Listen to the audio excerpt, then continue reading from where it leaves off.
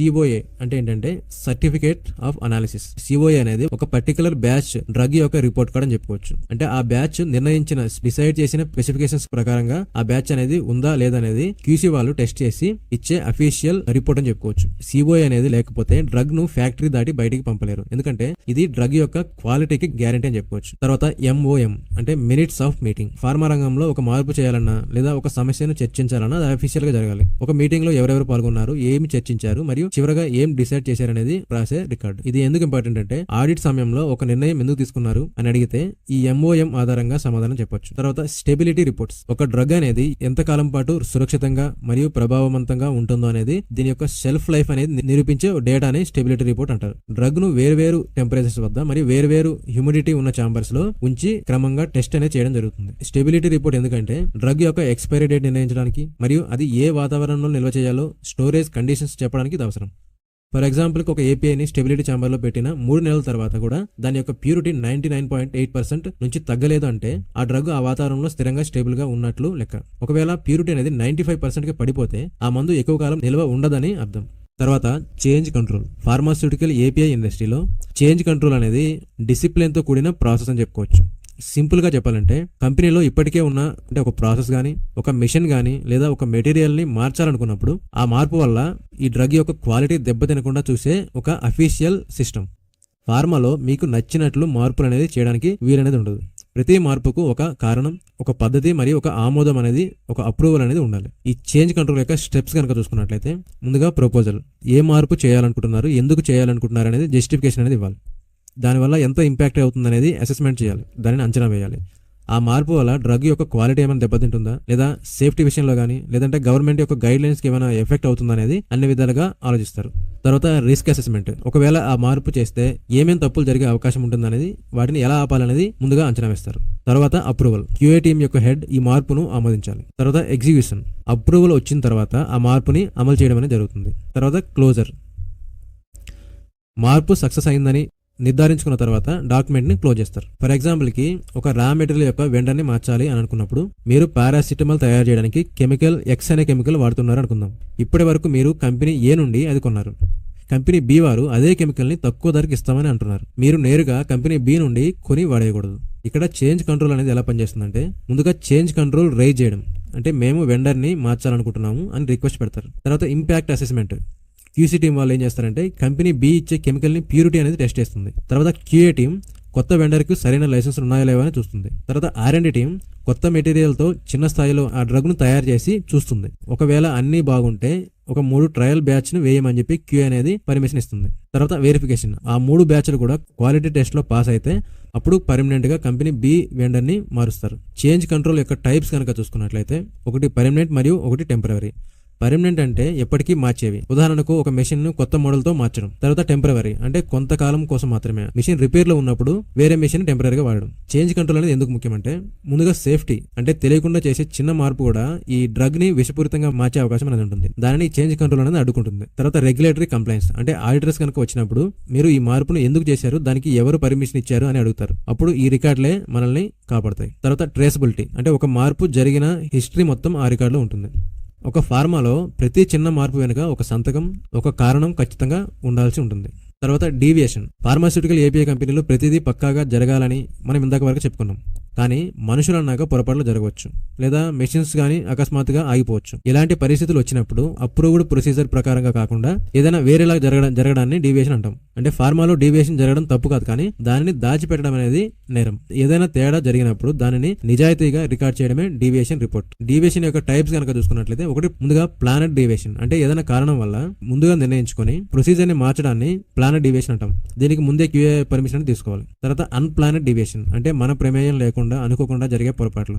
3 రకాలుగా డివైడ్ చేస్తారు. ఒకటి minor deviation, 2 major deviation, 3 critical deviation. Minor deviation అంటే చిన్నది, ఆ డ్రగ్ యొక్క క్వాలిటీపై ఎటువంటి ఎఫెక్ట్ అనేది చూపించవు. మేజర్ డీవియేషన్ అంటే క్వాలిటీ పైన ఎఫెక్ట్ చూపే అవకాశం ఉన్నవి. క్రిటికల్ డీవియేషన్ అంటే ఈ డ్రగ్ యొక్క క్వాలిటీని పూర్తిగా దెబ్బతీసి రోగి ప్రాణాలకు ముప్పు కలిగించేదాన్ని క్రిటికల్ డీవియేషన్ అంటాం. ఉదాహరణకి టెంపరేచర్ లో మార్పు. ఒక API ని తయారు చేస్తున్నప్పుడు కెమికల్ కాంపౌండ్ ని గంట పాటు 80 degrees వద్ద ఉంచాలని BMR లో ఉందనుకుందాం. పొరపాటున అది పనిచేస్తున్నప్పుడు అకస్మాత్తుగా పవర్ పోయింది లేదా మెషిన్ సెన్సార్ పనిచేయట్లేదు అనుకుందాం. దానివల్ల టెంపరేచర్ అనేది 70 degrees పడిపోయింది మరియు అది 20 నిమిషాల పాటు అలాగే ఉంది. అప్పుడు ఏం చేయాలంటే డీవియేషన్ ప్రాసెస్. ఆపరేటర్ వెంటనే ఈ విషయాన్ని సూపర్వైజర్కి లేదా QA విభాగానికి తెలియజేసి డీవియేషన్ ఫామ్ నింపాలి. ఈ 20 నిమిషాల తేడా వల్ల ఈ డ్రగ్లో ఏదైనా మార్పులు వచ్చాయా అని QC ల్యాబ్లో టెస్ట్ చేస్తారు. తర్వాత రూట్ కాజ్ అనాలిసిస్. అసలు టెంపరేచర్ ఎందుకు తగ్గింది అంటే మెషిన్ తప్ప లేదా మనిషి తప్ప లేదా పవర్ ప్రాబ్లమ్ అని కారణాన్ని వెతుకుతారు. ఒకవేళ టెస్ట్లో ఈ డ్రగ్ అనేది బాగుంది అని తేలితే ఆ బ్యాచ్ను ముందుకు పంపిస్తారు, లేదంటే ఆ బ్యాచ్ను రిజెక్ట్ చేస్తారు. డీవియేషన్ తర్వాత ముఖ్యమైన అడుగు ఏంటంటే CAPA. CAPA అంటే కరెక్టివ్ యాక్షన్ మరియు ప్రివెంటివ్ యాక్షన్. కరెక్టివ్ యాక్షన్ అంటే సరిదిద్దడం, ప్రస్తుతం జరిగిన తప్పును సరిచేయడం. ఉదాహరణకు ఆ బ్యాచ్ని మళ్ళీ హీట్ చేయడం లేదా రిజెక్ట్ చేయడం. ప్రివెంటివ్ యాక్షన్ అంటే భవిష్యత్తులో మళ్ళీ ఇలాంటి తప్పు జరగకుండా జాగ్రత్త పడడం. అంటే ఉదాహరణకు పవర్ పోతే వెంటనే బ్యాకప్ వచ్చేలా జనరేటర్ని కనెక్ట్ చేయడం లేదా సెన్సార్ని మార్చడం ఇలాంటివి. డీవియేషన్ రికార్డ్ ఎందుకు ముఖ్యమంటే రేపు ఆడిటర్స్ వచ్చినప్పుడు ఆ బ్యాచ్ ప్రాసెస్లో టెంపరేచర్ తగ్గింది కదా అని అడిగినప్పుడు అప్పుడు మీరు ఏం చేశారని అడిగితే మన దగ్గర పూర్తి రిపోర్ట్ అనేది సిద్ధంగా ఉండాలి. తర్వాత క్వాలిటీ ఇంప్రూవ్మెంట్. తరచుగా ఒకే రకమైన డీవియేషన్స్ కనుక వస్తుంటే మన సిస్టంలో ఏదైనా లోపం ఉందని అర్థం. దాన్ని సరిచేసుకోవడానికి ఇది ఉపయోగపడుతుంది. తర్వాత ట్రాన్స్పరెన్సీ. కంపెనీ ఎంత ట్రాన్స్పరెన్సీగా ఉందో ఇది నిరూపిస్తుంది. ఫార్మాలో డాక్యుమెంటేషన్ అంటే జరిగిన మంచిని రాయడం మాత్రమే కాకుండా జరిగిన పొరపాట్లు కూడా నిజాయితీగా నమోదు చేయడం. ఫార్మా రంగంలో CAPA అనేది కరెక్టివ్ యాక్షన్ మరియు ప్రివెంటివ్ యాక్షన్ అనేది క్వాలిటీ మేనేజ్మెంట్ సిస్టంలో అత్యంత కీలకమైన పార్ట్.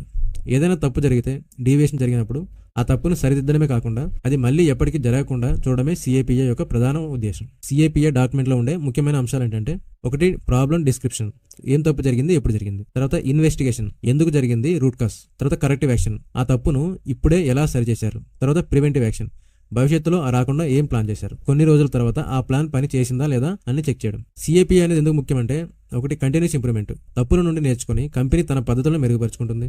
ఒకే తప్పు పదే పదే జరిగితే కంపెనీకి చాలా నష్టం వస్తుంది. ఈ CAPA అనేది దాన్ని అడ్డుకుంటుంది.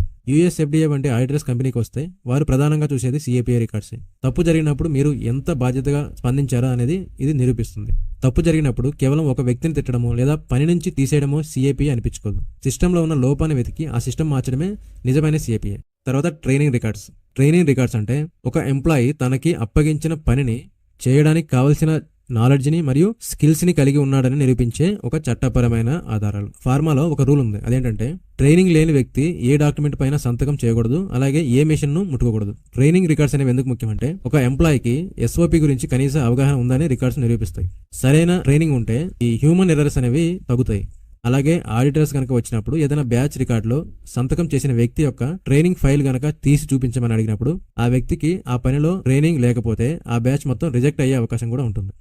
ప్రమాదకరమైన కెమికల్స్ వాడినప్పుడు ఎలా జాగ్రత్తగా ఉండాలి అనేది ట్రైనింగ్ రికార్డ్ ద్వారానే తెలుస్తుంది. ట్రైనింగ్ రికార్డ్ యొక్క టైప్స్ కనుక చూస్తే ముందుగా ఇండక్షన్ ట్రైనింగ్ అంటే కొత్తగా చేరినప్పుడు ఇచ్చే కంపెనీ రూల్స్ యొక్క ట్రైనింగ్. తర్వాత SOP ట్రైనింగ్ అంటే ఒక పనిని ఎలా చేయాలో వివరించే ట్రైనింగ్. తర్వాత ఆన్ జాబ్ ట్రైనింగ్ అంటే సీనియర్ సమక్షంలో ప్రాక్టికల్గా పనిచేసి నేర్చుకోవడం. తర్వాత GMP ట్రైనింగ్.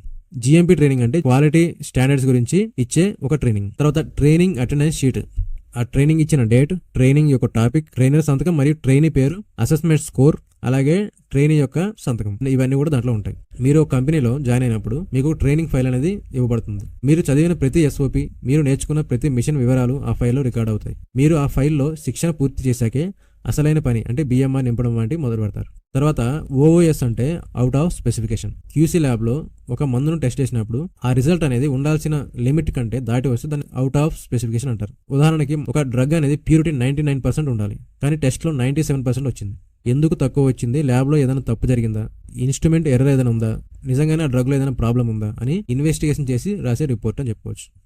తర్వాత అవుట్ ఆఫ్ ట్రెండ్ అంటే రిజల్ట్ లిమిట్లోనే ఉంటుంది కానీ ప్రీవియస్ బ్యాచ్తో పోలిస్తే తేడాగా ఉంటుంది. ఫర్ ఎగ్జాంపుల్కి ప్రతి బ్యాచ్ ప్యూరిటీ 99.8% వస్తుంటే ఈ బ్యాచ్ మాత్రం 99.1% వస్తుంది. అంటే 99.1% అనేది పాస్ మార్క్ అయినప్పటికీ పాత బ్యాచ్ కంటే డిఫరెంట్గా రావడం, దీన్ని అవుట్ ఆఫ్ ట్రెండ్ అంటారు. తర్వాత MSDS అంటే ఇది కెమికల్స్ వాడే ప్రతి ఒక్కరికి రక్షణ ఇచ్చే డాక్యుమెంట్. కంపెనీలో వాడే ప్రతి కెమికల్ వల్ల కలిగే ప్రమాదాలు ఏంటి, ఒకవేళ అది కంటిలో పడితే ఏం చేయాలి, ఆ మంటను ఎలా ఆర్పాలి అనేది ఇందులో ఉంటుంది. ఇవి సాధారణంగా ఫార్మాస్యూటికల్ ఇండస్ట్రీలో ముఖ్యంగా వాడే డాక్యుమెంట్స్. ఇంకొన్ని డాక్యుమెంట్స్ గురించి నెక్స్ట్ వీడియోలో కవర్ చేద్దాం.